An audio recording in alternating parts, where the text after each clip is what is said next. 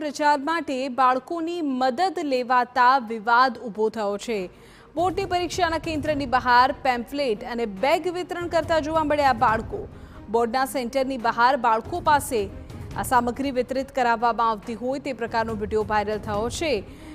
સવાલ એ છે કે શાળાના પ્રચાર માટે બાળકોનો ઉપયોગ કેમ? ખાનગી શાળા દ્વારા બાળકો પાસે વિતરણ કરાવાતા હવે વાલીઓ રોષે ભરાયા છે। પ્રશાસન દ્વારા યોગ્ય તપાસ કરીને કાર્યવાહી કરવા લોકોની માંગણી છે।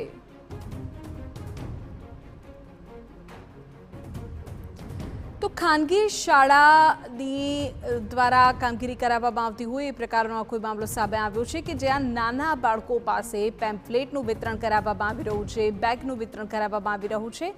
આશીષ ઠાકર અમારા સંવાદદાતા પૂરી માહિતી આપી રહ્યા છે। આશીષ, શું છે આખી ઘટના? મહીસાગર જિલ્લાના જે બોર્ડની પરીક્ષા હાલ શરૂ થઈ રહી છે ત્યારે વાલીઓને આકર્ષવા અને વિદ્યાર્થીઓને આકર્ષવા માટે ખાનગી સંસ્થા દ્વારા બે વિદ્યાર્થીઓને ઊભા રાખીને બેગનું વિતરણ કરવામાં આવી રહ્યું હતું। જે બેગની ઉપર તેની કંપનીની જાહેરાત અને પેમ્પલેટ હતું અને તે બેગની વિતરણ વાલીઓમાં કરવામાં આવી રહ્યું હતું।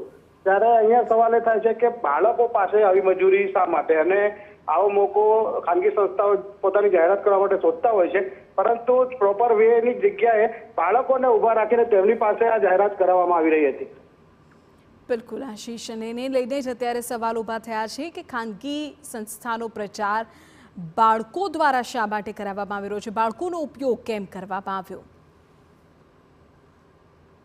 બાળકોને આવી રીતે અમે જોયું છે અહીં ગાડી લુણાવાડાની અંદર કે સ્કૂલો દરેક અલગ અલગ સ્કૂલોમાં ફરી અને આ રીતે બાળકો આ રીતે પેમ્ફલેટનું વિતરણ કરે છે। આ એક ગેરવાજબી છે અને આની યોગ્ય કાર્યવાહી કરવી જોઈએ। જૂનાગઢથી માહિતી મળી